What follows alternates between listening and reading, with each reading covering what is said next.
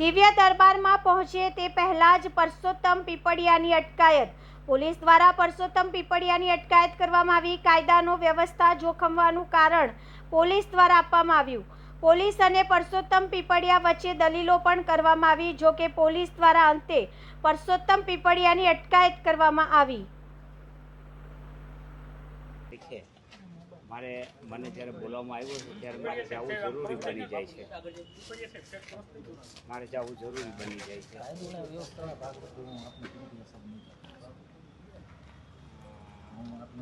આપ આપના ઘરમાં રહી શકો, નો પ્રોબ્લેમ. અન્યથા હું આપને મારા પોલીસ સ્ટેશન.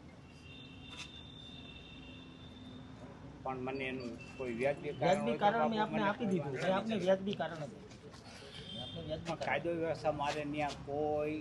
અરે આપ તો બહુ વેલ એજ્યુકેટેડ છો, આપ સમજદાર છો, પણ પબ્લિક જ્યારે ટોળું ભેગું થાય ત્યારે એનામાં 100 બુદ્ધિશાળી ભેગા થાય તો ટોળા સ્વરૂપે જ્યારે એનું ઓલું કરે ત્યારે બુદ્ધિ એટલા માટે જ મેં પોલીસ પ્રોટેક્શન લાગ્યું છે.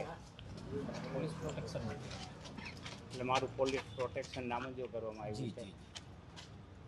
એટલે અત્યારે આપ ધરપકડ કરવા આવ્યા છો કે આપના ઘરમાં આપ રહી શકો, નો પ્રોબ્લેમ. કોઈ ધરપકડ નથી, કોઈ વસ્તુ. આપ ત્યાં જવા માટે જો નીકળ્યા હોય તો હું આપને હું ત્યાં જવા માટે જ નીકળો છું. તો આપ મારી સાથે ચાલો પોલીસ સ્ટેશન. આપને ત્યાંથી હું મારા સાહેબ સાથે વાત કરીને આપને જે કંઈ હોય જોઈ લઈશ. ચાલો. એને વાગે નહીં મોઢા ઉપર, બીજું કઈ નહીં. મારી જે અટકાયત કરવામાં આવી છે અને મને અટકાયત કરવાનું કહે છે કે મને જે બંધારણ મારા હકો છે. શું કહેશો? અત્યારે તમે ધીરેન્દ્ર કૃષ્ણ શાસ્ત્રીના ત્યાં જવા નીકળ્યા છો, તમારી અટકાયત થઈ છે, શું કહેશો? મારી અટકાયત કરવાનું મને કહે છે કે ઘરમાં રહેવાનું કહે છે, પણ મને બંધારણે જે અધિકાર આપ્યા છે કે કોઈ પણ અંધશ્રદ્ધા ફેલાવતો હોય તો એનો પર્દાફાશ થવો જોઈએ. અને મેં અરજી પણ કરેલી છે.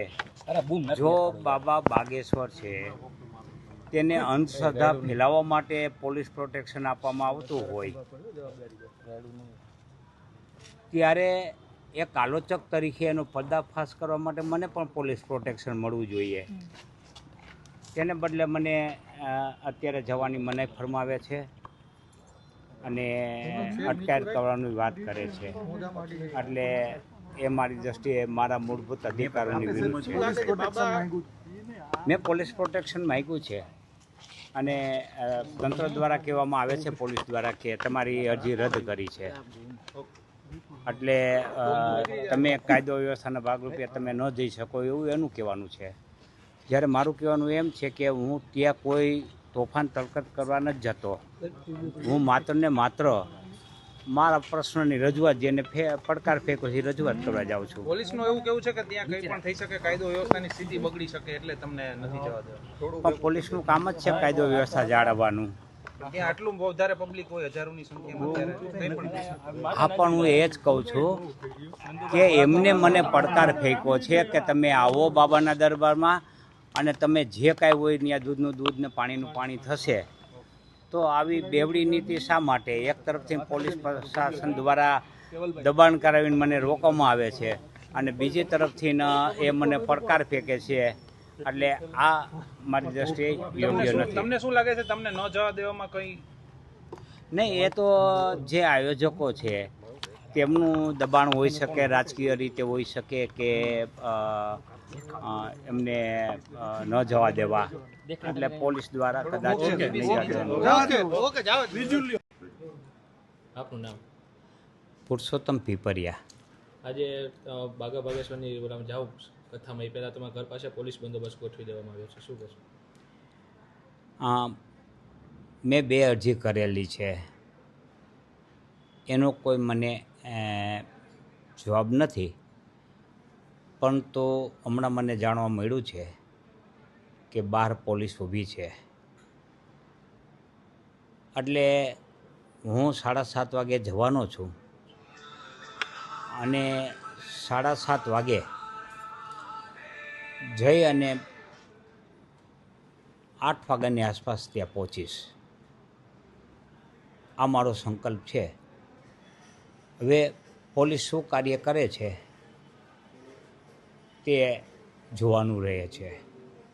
મારી દૃષ્ટિએ પોલીસે મને જતા રોકવો જોઈએ નહીં, કારણ કે હું જે સંચાલકોએ ચેલેન્જ કરી છે, પડકાર ફેંક્યો છે, એનો પર્દાફાશ કરવા જાઉં છું. મારો એક જ પ્રશ્ન પૂછવા જાઉં છું. મારે કોઈ ત્યાં બખેડો કે દખેડો કરવાની જરૂર નથી કે હું કોઈ ટોળું લઈને જવાનો નથી. ત્યારે આશા રાખીએ કે આપણને જવા દઈએ, અને મને શ્રદ્ધા છે કે મને જવા દેશે.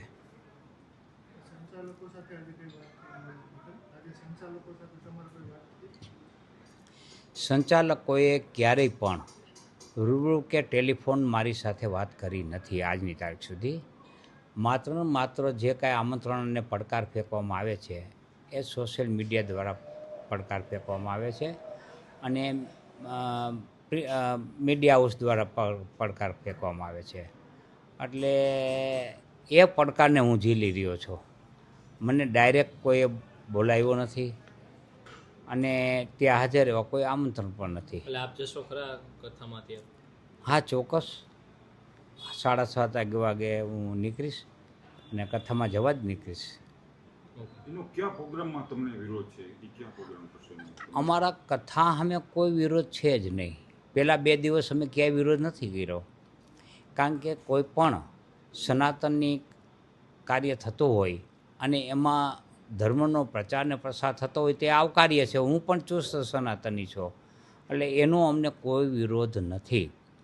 પણ જે આ પાખંડ, ઢોંગ, જાદુગીરી કરે છે, જે ભૂત પિચાસને બોલાવે છે, એટલા પૂરતો જ અમારો વિરોધ છે. એવી અંધશ્રદ્ધા ન ફેલાવે. ઓકે.